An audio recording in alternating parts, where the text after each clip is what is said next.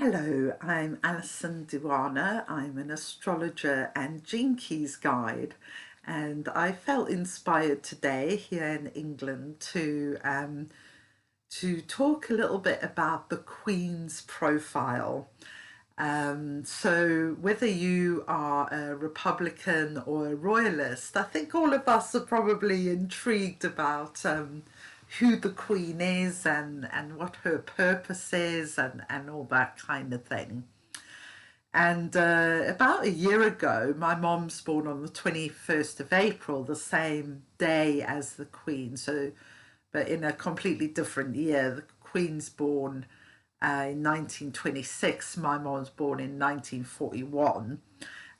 But they share the same activation sequence that begins with the life work of the three. And it's a 5-1 profile, so it's all about leadership and influence, and this very kind of grounded energy of the one, then the secure foundation, which the Queen kind of is for England and the whole United Kingdom. In a strange way, this one person embodies that.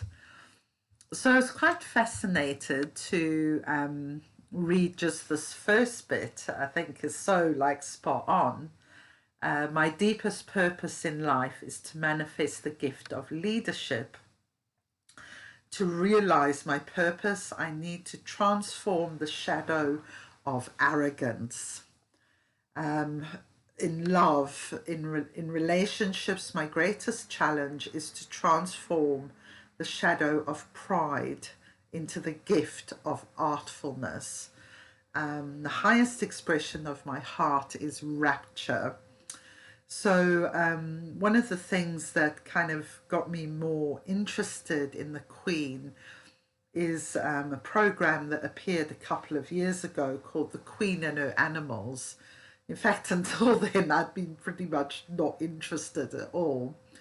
But I happened to watch this program, and I think I could say that the place the Queen has found rapture and does find rapture is with her animals, and she's very good at them, with them.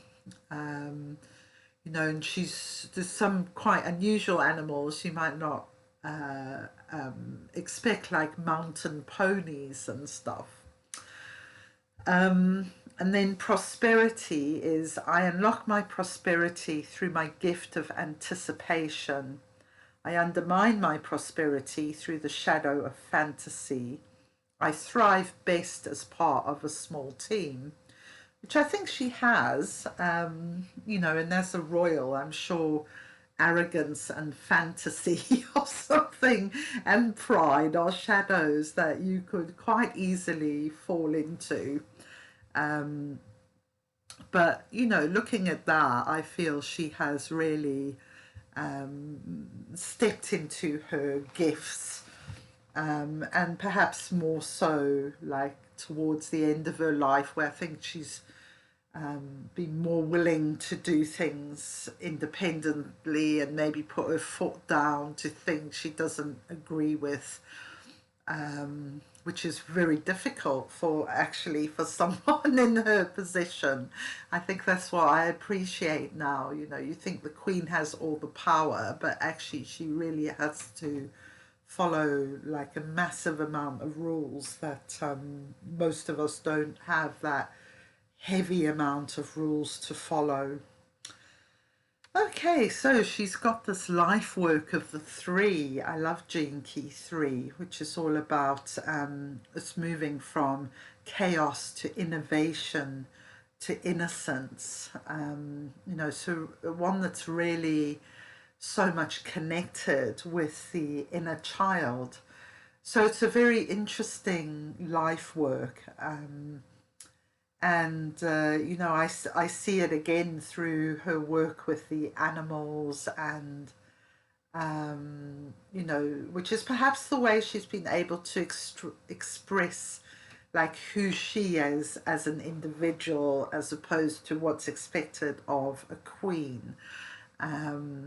Yeah, so interesting. And then we have the evolutionary key, which is gene key 50, moving from corruption to equilibrium to harmony. Well, I think this is a biggie. It's still in process, you know. I think there is a lot of corruption in those upper echelons of society, you know, thinking about what's been going on with Prince Andrew, for example. Yeah, and for me, I think, you know, she seemingly hasn't been corrupted by this position she's found herself in. You know, she's very dutiful, she's very devoted to being the queen and not doing kind of really dodgy things that some of the other people in that position of society, abusing power, abusing money, sex, and all of these things. She's never really had that. So yeah, but around her, it's all there. But I do feel her as very pure-hearted, actually. Then she's got the 41, the radiance, the emanation.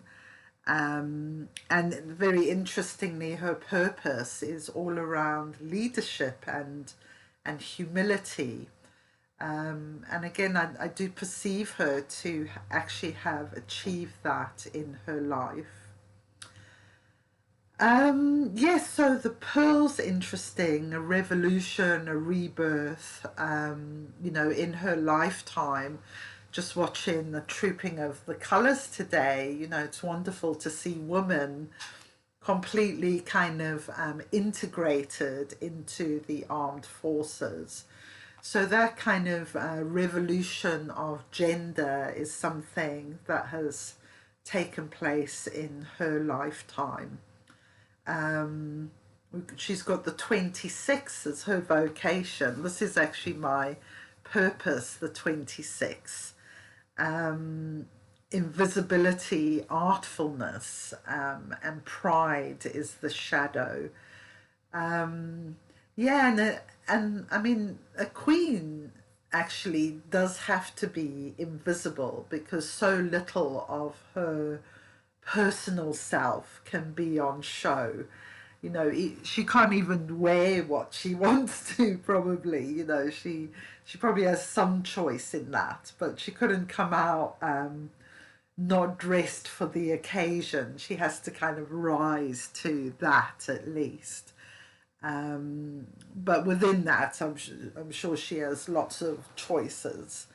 But yeah, I mean, you know, that invisibility, that as I've come to understand it, really comes from a deep sense of service, the willingness to put others, to put the whole picture before your own individual kind of desires, really. So yeah, an interesting vocation for her. And then she's got the SQ, the rapture and the lightness. Yeah, just watching all these planes flying over. You know, I don't. As I say, I didn't watch these. This is the first year actually I've watched the trooping of the colours, but just that kind of delight that she has watching all these aeroplanes come over. You know, I really kind of see that in her. Yeah, so I just wanted to share that little short thing on the Queen today as a way of, you know, kind of acknowledging her within the Gene Keys community. As I say, whether you're a royal or a Republican, I think the Gene Keys kind of allows us to like see deeper below the surface to what a person's really about. So namaste and thank you. Bye.